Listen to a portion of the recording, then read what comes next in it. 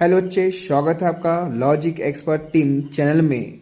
जैसे कि आप सभी जानते हैं कि सबसे पहले वाला लेक्चर में जो है एचसीएफ ज्ञात करने के लिए यूक्लिड विभाजन एल्गोरिथम का प्रयोग करके हम पहले ही समझ चुके हैं। इसी प्रकार जो है इस वीडियो में हम जो है प्रश्नवाली 1.1 का पहला क्वेश्चन 135 और 225 का जो है एचसीएफ ज्ञात करने के लिए यूक्लिड विभाजन एल्गोरिथम का प्रयोग करना है। तो देखिए बच्चे, सबसे पहले लिखेंगे क्या दिया है संख्याएं, दिया है संख्याएं 135 और 225। अब देखना है बच्चे कि आप इन दोनों संख्याओं में कौन सी संख्या क्या है लार्जर है, मतलब क्या है बड़ी है। तो आप देख पा रहे हैं कि 135 छोटी है, क्या है 225 से। तो क्या करना पड़ेगा, ये सिंबल का प्रयोग करना पड़ेगा। ठीक है, 135 लेस देन 225। ठीक है, देखिए क्या है बच्चे यहाँ पे, तो आप देखना है चूंकि हमें जो है यहाँ पे कौन सी मेथड का प्रयोग करना है, यूक्लिड, क्या है यूक्लिड विभाजन एल्गोरिथम से। ठीक है, तो देखिए बच्चे क्या आता है, a is equal to b cube plus r, a is equal to b cube plus are.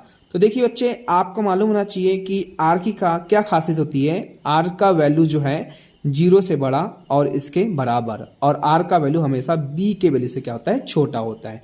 देखिए बच्चे कि हम इस 135 और 225 का ऐसे फाइंड करना है यूक्लिड विभाजन एल्गोरिथम से।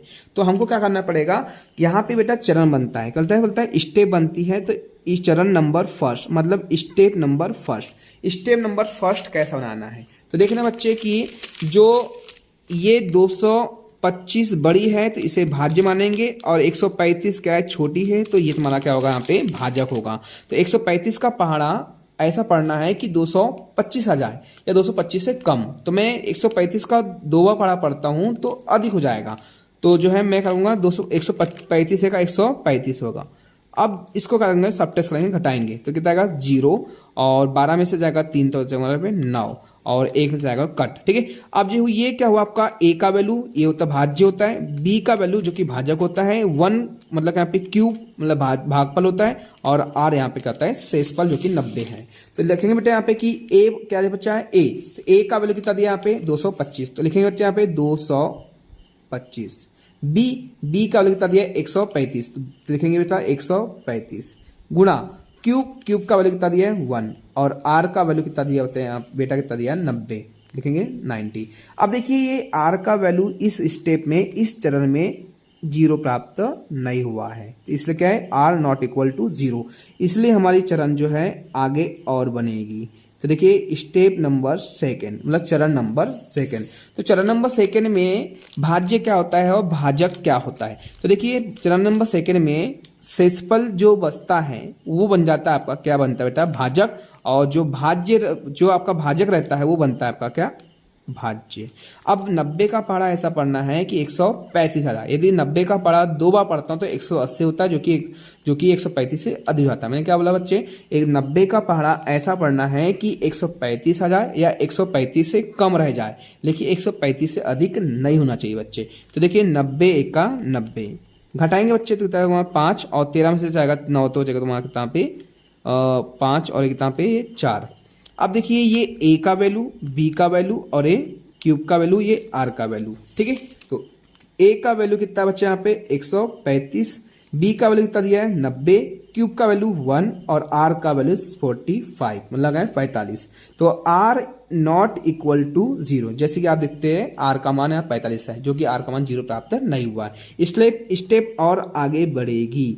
तो ये चरण नंबर थर्ड के लिए क्या होगा, चरण नंबर थर्ड के लिए आपका भाजक जो है शेषफल भाजक बन जाएगा, और जो आपका जो है भाजक जो है आपका क्या ये भाज्य बन जाएगा। तो 45 दूनी क्या होता है 90। फिर से वही स्टेप लगाना है कि 45 का पहाड़ा ऐसा पढ़ना है कि 90 आ जाए या 90 से कम, लेकिन 90 से अधिक नहीं होना चाहिए।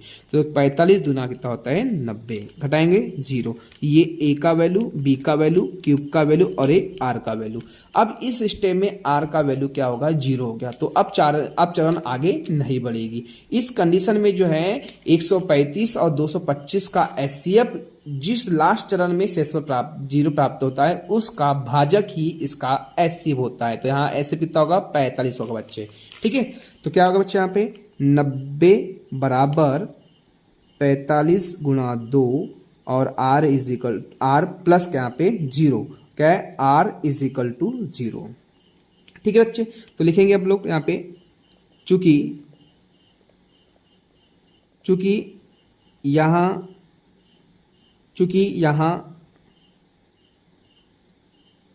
शेषफल 0 प्राप्त होता है,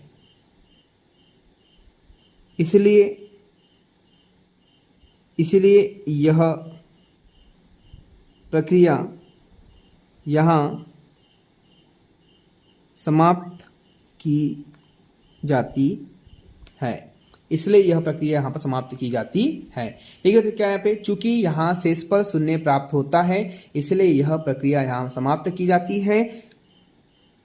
तो लिखेंगे बेटा यहाँ पे क्या, चूंकि इस चरण में